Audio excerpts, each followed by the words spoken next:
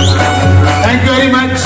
मैं 2012 से direct selling association के साथ में जुड़ गया और उसके बाद में डायरेक्ट सेलिंग की कंपनियों को चेक करने का, उनकी स्क्रूटनी करने का एसोसिएशन में आने से पहले वो काम मैं लगातार कर रहा हूं। और जब 2012 से पहले भी मैं सीरियस था, लेकिन 2012 के बाद मेरा विजन, मेरा हौसला कई गुना इसलिए बढ़ गया क्योंकि जाने जब भी कोई प्लान आता है उस सिस्टम में तो उसको मैं कंपेयर करता हूं। जब मैं कंपेयर करता हूं कि आरसीएम से बढ़िया प्रोडक्ट किसी के पास नहीं है, मैनेजमेंट किसी के पास नहीं है, इंफ्रास्ट्रक्चर किसी के पास नहीं है, प्लान किसी के पास में नहीं है, तो मैं और ज्यादा प्रेरित होता हूं कि और ज्यादा काम करना है, और ज्यादा मेहनत करनी, और ज्यादा लोगों की सहायता करनी। तो आप ज्यादा चेकिंग मत कीजिएगा।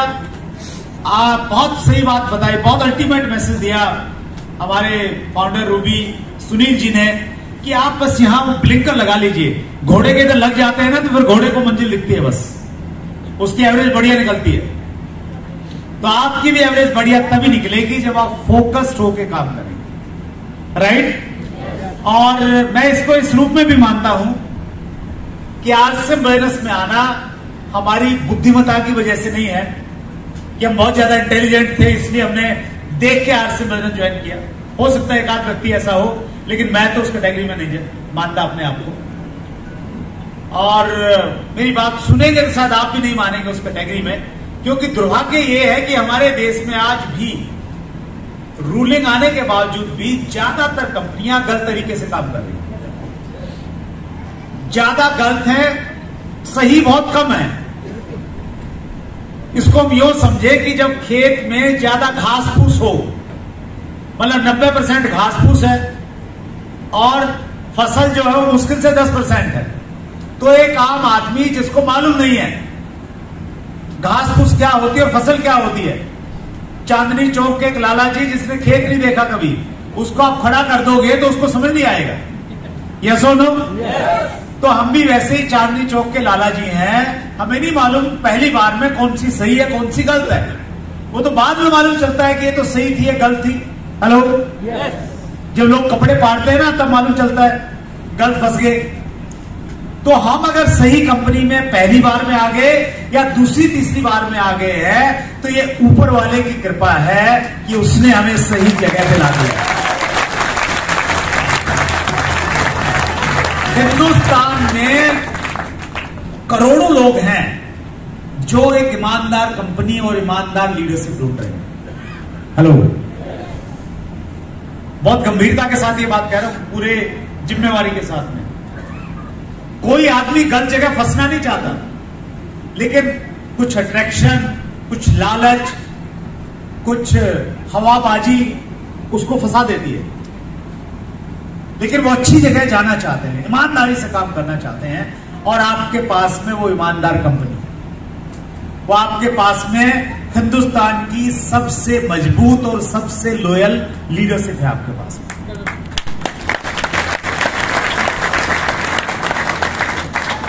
जिनको कोई खरीद नहीं सकता। Hello, yes!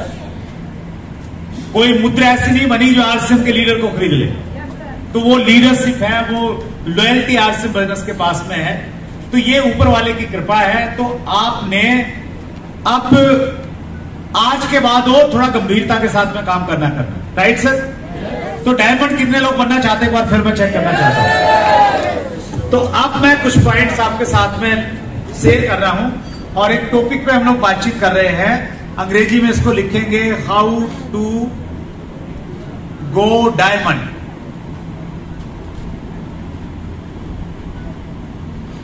डायमंड जाना है ना? यस और नो? अभी सुदेश आपके सामने थी, उन्होंने थोड़ा बताया कि हमने बजाज चेतक से सफर शुरू किया था। बजाज चेतक से सफर शुरू करने के बाद में, डायमंड बनने के बाद में बहुत बड़ा बदलाव आपकी जिंदगी में आ जाएगा। देखिए, पहली चीज तो मैं आप सबको ये कहना चाहता हूं, आप में और मेरे में अगर आप कुछ अंतर महसूस कर समझ रहे हैं तो बिल्कुल कुछ भी अंतर नहीं है। अगर हम बैकग्राउंड की बातचीत करें, बिल्कुल वही एज इट इज। आप में से बहुत सारे लोगों से थोड़ी कमतर हो सकती है, थोड़ी ऊपर हो सकती है। मतलब मैं अपनी बात करूं, मैंने 10वीं क्लास तक गवर्नमेंट स्कूल में पढ़ाई की। कहां पढ़ाई की? गवर्नमेंट स्कूल में पढ़ाई की। 500 रुपए महीना से अपना जिंदगी का कैरियर स्टार्ट किया। बड़े चैलेंजेस देखे जिंदगी में, फाइनेंशियल चैलेंजेस, और वो सब करने के बाद में अभी डायमंड बनने के बाद में क्या आपको मिल सकता है, एक दो छोटी छोटी चीजें आपको बताना चाहता हूं।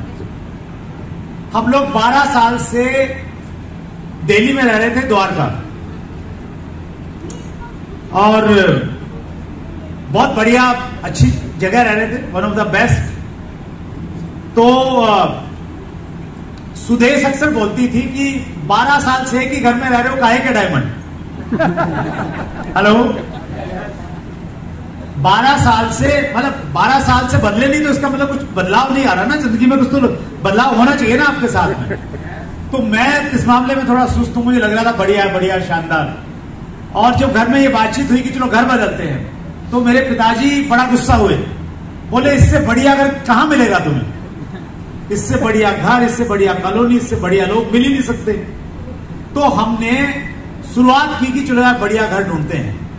तो डायमंड का एटीट्यूड बताता हूं मैं, आपका भी होगा। तो जब हम आए, हमने ये देखा कि सबसे महंगी लोकेशन गुड़गांव में कौन सी है, क्योंकि दिल्ली में तो है नहीं, क्योंकि दिल्ली में तो लिमिटेशन, आपको अपार्टमेंट्स आपको मिलेंगे नहीं, कोठियों में मैं रहना नहीं चाहता था, वहां एक अलग तरह की कम्युनिटी रहती है।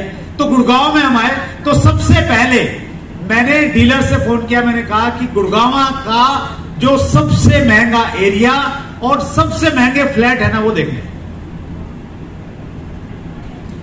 सबसे सस्ते नहीं, सबसे महंगे। तो उन्होंने बोला जी गोल्फ कोर्स। तो गोल्फ कोर्स का सब कुछ हमने देखा, पसंद नहीं आया। फिर बोले जी सोना रोड। सोना रोड का, सोना रोड ये नहीं कि सारी देखी, मैंने कहा कि 3 बेस्ट कौन सी हैं, और बेस्ट का क्राइटेरिया महंगी कौन सी है, तो 3 देखी। उसके बाद फिर हम द्वारका एक्सप्रेसवे पे देखा। तो हमारी जो कंडीशंस थी, जो हमारी रिक्वायरमेंट थी, वो सारी की सारी वहां पे पूरी, और हमने वहां पे एक नया घर लिया है अभी 1 साल पहले।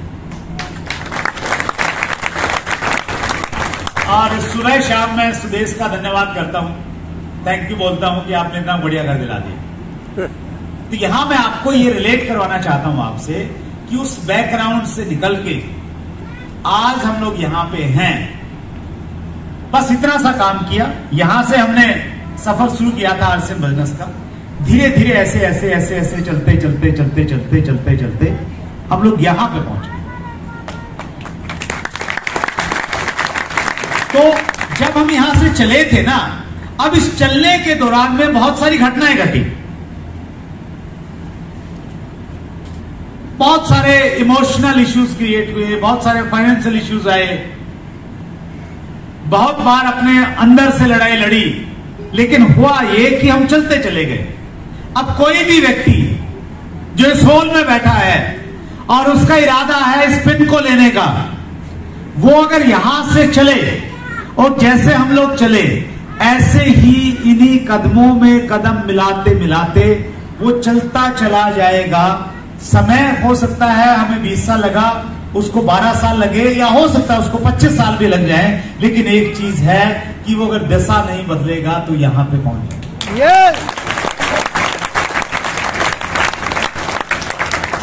Right sir? यस। सो बहुत बड़ी संभावनाओं से भरा बिजनेस है, और डायमंड सबसे अच्छा मुझे इसलिए लगती है ये पेन, क्योंकि ये पेन न केवल मात्र आपको बहुत सारा पैसा देगी, अपितु ये आपको एक बहुत अच्छा इंसान बना देगी। मैं बहुत ईमानदारी के साथ में करता हूं।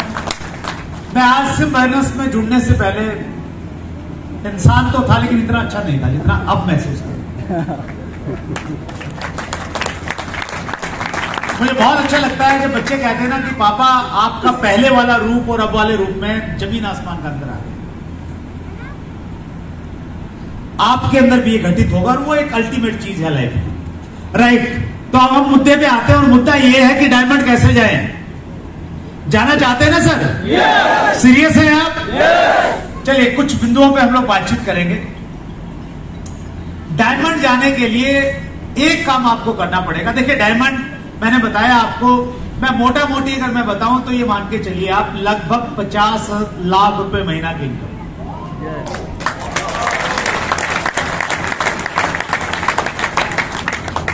चाहिए। ऐसी आ जाएगी? थोड़ा तो कुछ बड़ा करना पड़ेगा ना।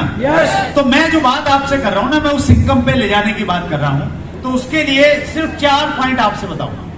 पहला पॉइंट लिख रहा हूं मैं, अगर आपने डायमंड जाना है तो आपने टॉप प्रायोरिटी आरसीएम बिजनेस को बनाना पड़ेगा।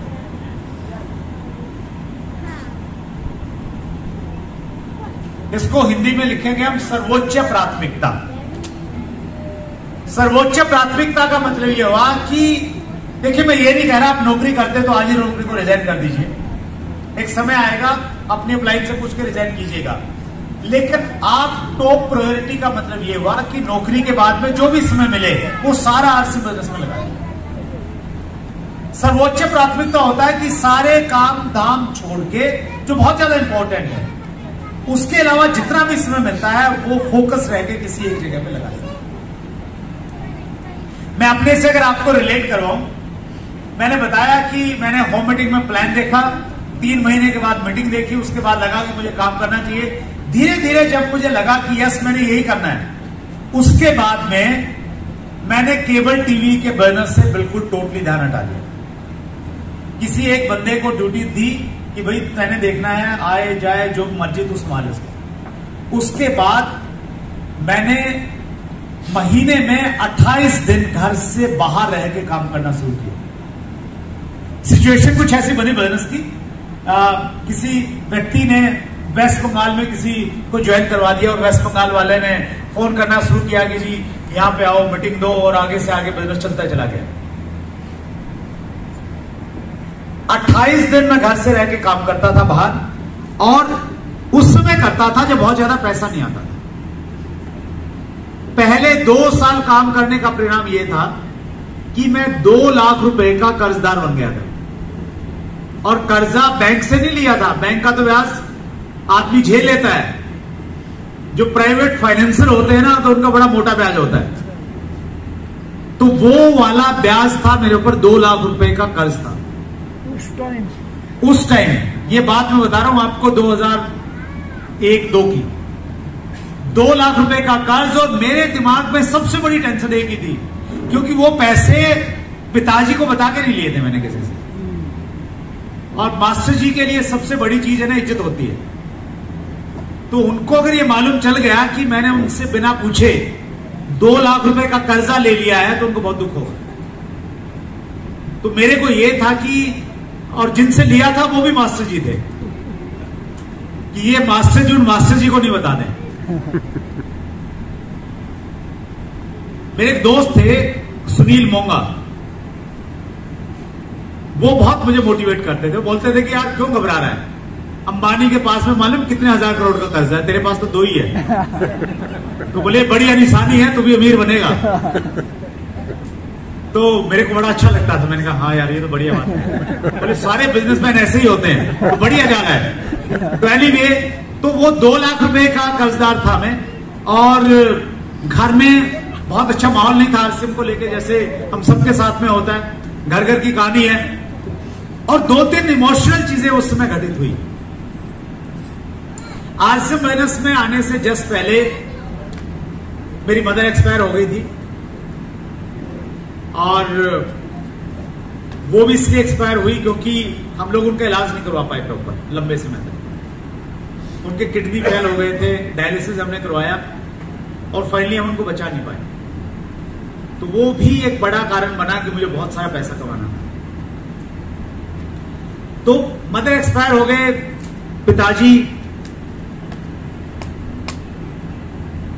को मेरा साथ चाहिए था कि मैं उनसे मिलूं, उनसे बातचीत करूं। पिताजी की जो पोस्टिंग थी वो गांव में थी, और हम जींद रहने लग गए थे 40 किलोमीटर दूर।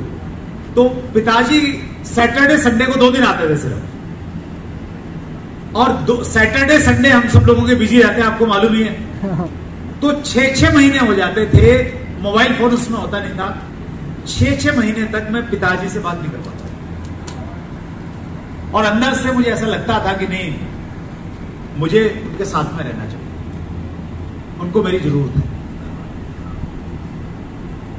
क्योंकि टॉप प्रायोरिटी आरसीएम बिजनेस में था। उस इमोशन को सहन किया। सुदेश हमारे बीच में बैठी है। ऊपर वाला पता नहीं कैसी कैसी परीक्षाएं आपसे लेता है। जब ये सारी सिचुएशन, छोटे छोटे बच्चे, तन्वी मेरे ख्याल से 1 साल की थी, विशाल अभी 4 साल का था जब हम बिजनेस में थे। छोटे छोटे बच्चों को देख के हमें वही सीन याद आते हैं, ऐसे मीटिंग में आते थे। सुदेश को एक अजीब सी प्रॉब्लम हो गई उन दिनों कि जैसे किसी से बात कर रहे हैं, बैठे हैं, तो बैठे बैठे बेहोश हो जाते थे, अनकॉन्शियस।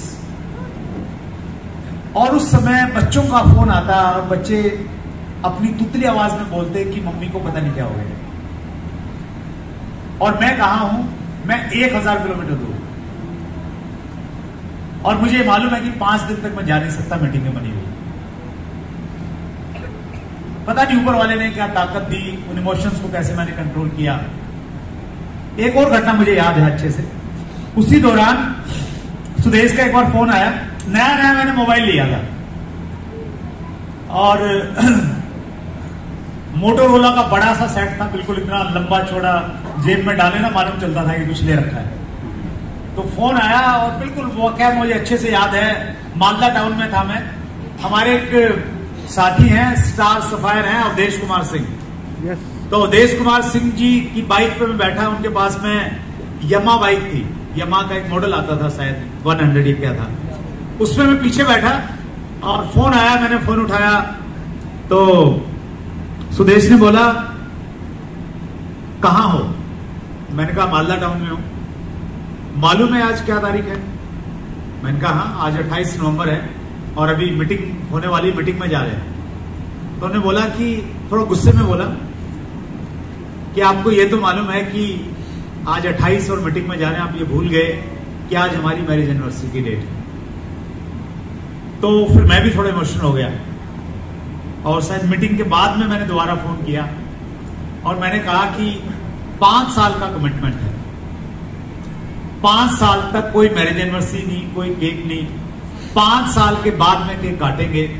और 5 साल में आरसीएम बिजनेस ने इतनी ताकत दे दी थी कि 5 साल के बाद हम लोग गोवा में थे और गोवा के होटल ताज की प्रॉपर्टी में हमने केक काटा।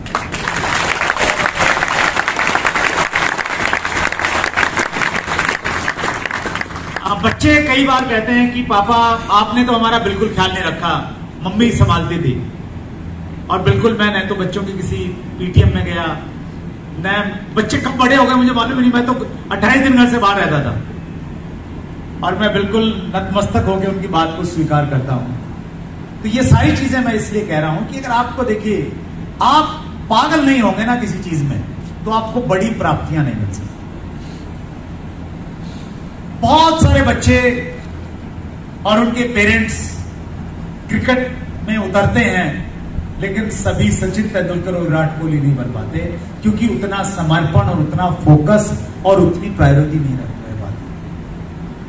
आप में से सब लोग बन सकते हैं आरसीएम के डायमंड, बस शर्त यह है कि उतना फोकस, उतना पागलपन, उतना जुनून अगर आपके अंदर में है, तो फिर सारी कायनात आपकी सहायता करेगी और आपके कोट पे ये पिन लगाने के लिए आ जाएगी।